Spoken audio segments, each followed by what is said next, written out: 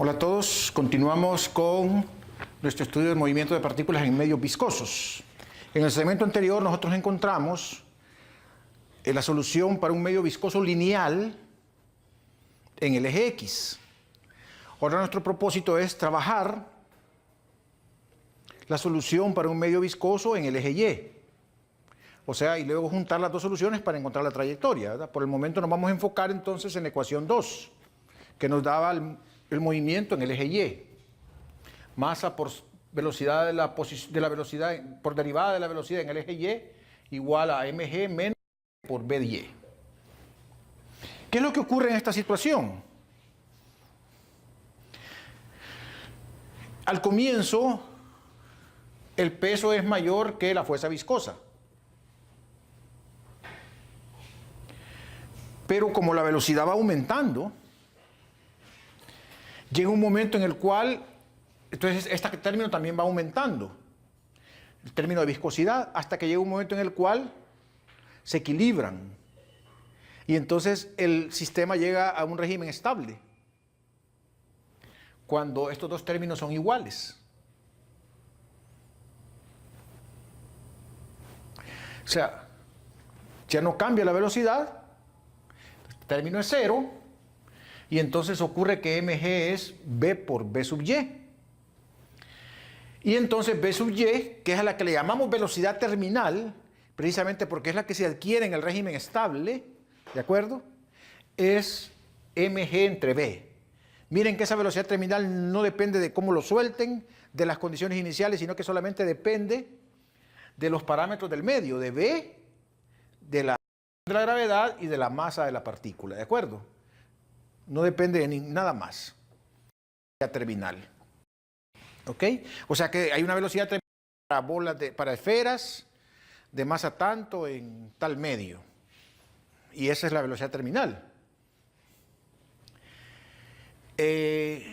Ejemplo, para una gota de aceite de Millikan, cuyo diámetro es 1.5 milímetros, la que vimos antes, y cuya densidad es 840 kilogramos por metro cúbico. La velocidad terminal entonces es masa, esta es la masa, este término que tengo aquí, ¿de acuerdo? Que es densidad por el volumen de la esfera, ¿verdad? Entonces la densidad del material, que es aceite, no es el medio es aire, ¿de acuerdo? Este es el material que es aceite, que es una gota de aceite en aire. Entonces, aquí va el volumen y aquí va el G entre B. Luego escribo el volumen en términos no del radio, sino que del diámetro. Y me queda esto, ¿verdad? Y escribo B como el producto de beta por el diámetro.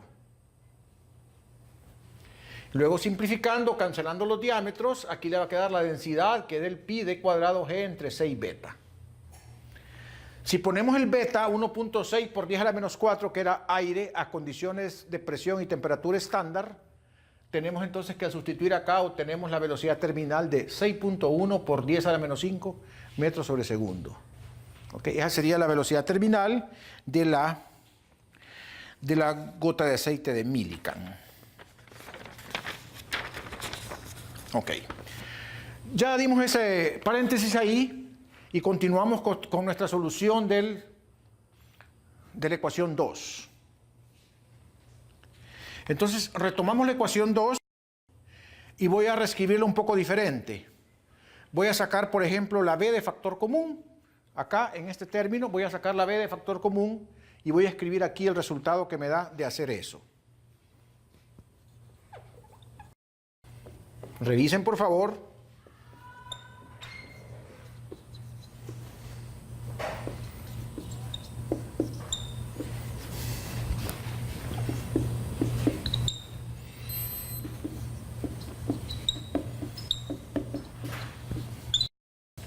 Entonces, al sacar el factor común, la b, me queda aquí solamente by, porque saqué menos b.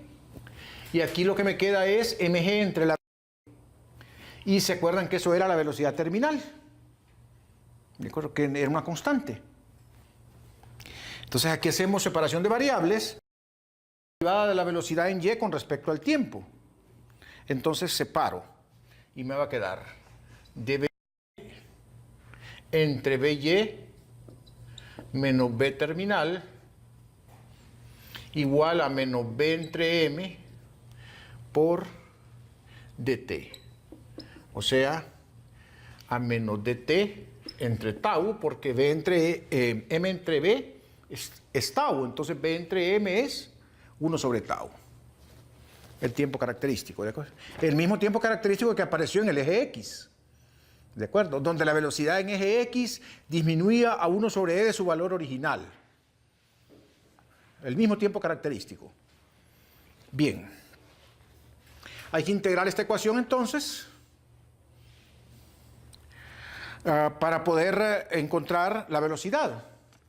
La integral, pueden ver aquí del lado izquierdo, es simple, es una integral logarítmica, y del lado derecho es mucho más simple, porque es la integral de un diferencial por una constante.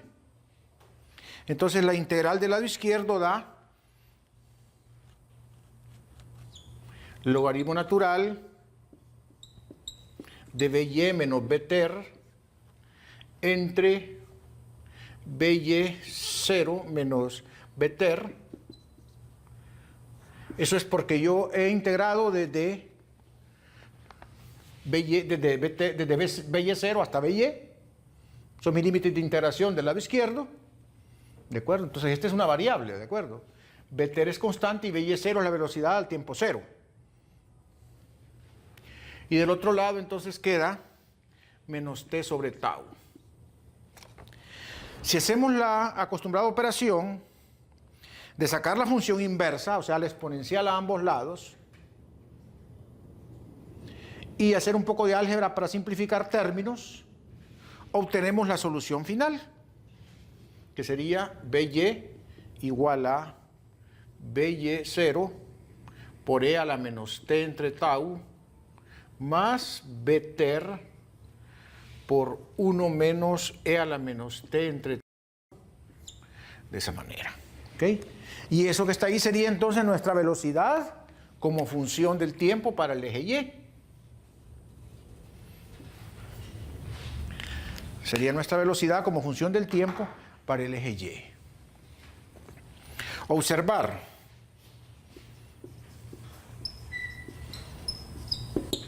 Que el límite, cuando t tiende a infinito, de b de y es BTer. Este término se hace 0, este término se hace 0 y solamente queda el BTer por 1. Y eso era lo que esperábamos, ¿de acuerdo? Tener, al final de cuentas, una velocidad constante. Por esa razón se usa en el tubo de Moreu, movimiento rectilíneo uniforme, se utiliza ese resultado para poder tener una situación en la cual tenemos realmente movimiento con velocidad constante. ¿De acuerdo? Entonces eso se logra en un fluido donde predomina el término lineal, ¿de acuerdo? ¿Ok? En el movimiento vertical de un fluido donde predomina el término lineal. ¿Ok? Seguramente si el término es cuadrático no va a ser tan simple, ¿verdad? Es en el término lineal. Entonces obtenemos esa velocidad terminal. Si nos quitamos este término, porque podemos suponer que parte del reposo, o sea, si lo soltamos, sin violar generalidad, suponiendo BY0 igual 0, entonces nosotros podríamos graficar, teniendo 0 aquí, esto es una exponencial de crecimiento controlado.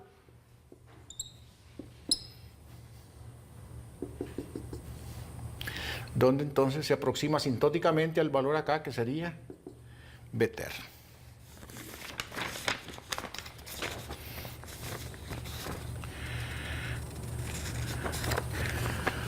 Si nosotros tomáramos acá la solución y fuéramos poniendo diferentes tiempos, podíamos hacer el cálculo para ver qué tan rápido nos aproximamos nosotros a la velocidad terminal. Entonces hagamos una tablita acá y si hacemos t acá y ponemos aquí el porcentaje de la velocidad terminal que se alcanza, o sea, yo puedo poner aquí t igual a a 0, a tau, a etcétera, para ir dando el porcentaje de la velocidad terminal que se alcanza acá a la hora de hacer este cálculo. O sea, aquí voy a tener una fracción de la velocidad terminal. A 0 pues voy a tener Vter, ¿verdad? A 0 voy a tener 0, por ejemplo, ¿verdad? Porque tengo aquí t igual a 0. Entonces tenemos a 0, 0. Si ponemos t igual a tau aquí, entonces vamos a tener e a la menos t entre tau, y aquí lo que voy a tener es 0.63 de Vter, o sea, el 63%. Si hacemos 2 tau, acá vamos a tener aquí que al hacer 1 menos t entre tau, vamos a tener 86.86, o sea, vamos a tener 86%. Si hacemos aquí t igual 3 tau, al hacer la resta van a tener aquí 0.95, o sea que el 95%. Entonces prácticamente en unos 3 tiempos característicos ustedes pueden estar seguros de que ya están casi en régimen estable. Entonces a la hora que enseñen en su laboratorio a sus alumnos el movimiento rectilíneo uniforme, deben de explicarles, ¿verdad?, de que hay que esperar un tiempo para que ellos sepan realmente lo que está pasando, un tiempo, ¿verdad?, para que se alcance ese régimen estable. Y ese tiempo depende del valor de tau. Y el valor de tau depende de qué? Depende de la masa del proyectil que están usando y depende también del medio, ¿verdad?, en que están sumergiendo el proyectil. ¿De acuerdo? Lo que ocurre es que ustedes ya cuando lo hacen, digamos, han hecho la práctica a sus alumnos, ya directamente saben, ¿verdad?, de que pasó suficiente tiempo, porque ese es un tiempo bien corto en la práctica, ¿verdad? Entonces ya están seguros que están a régimen estable, ¿verdad? Pero es bueno explicarles a los alumnos, ¿verdad?, en el fondo lo que está pasando. Para terminar este segmento, si nosotros queremos encontrar entonces la y de t, simplemente lo que tenemos que hacer es hacer esta integral, la cual, o sea, la integral de esta función en dt, lo cual da valores sencillos porque son integrales de exponenciales. No hay ni siquiera que hacer integración por partes, sino que se va término a término con una simple sustitución. Entonces, integrando nuevamente,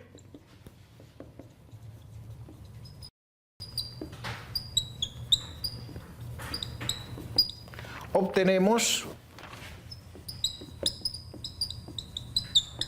y de t. Y de t es igual, integral de 0 hasta t de b de y de t.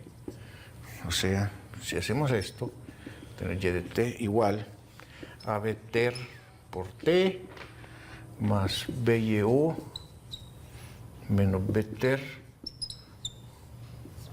por tau por 1 menos e a la menos t entre tau. Ahí tenemos entonces y de t. Ya obtuvimos en el segmento anterior x de t y ahora tenemos y de t, así como hicimos con el movimiento parabólico elemental que no tenía fricción, lo mismo. ¿De acuerdo? Entonces podemos proceder a eliminar el parámetro tiempo para ver la trayectoria, que lo haremos en segmento posterior.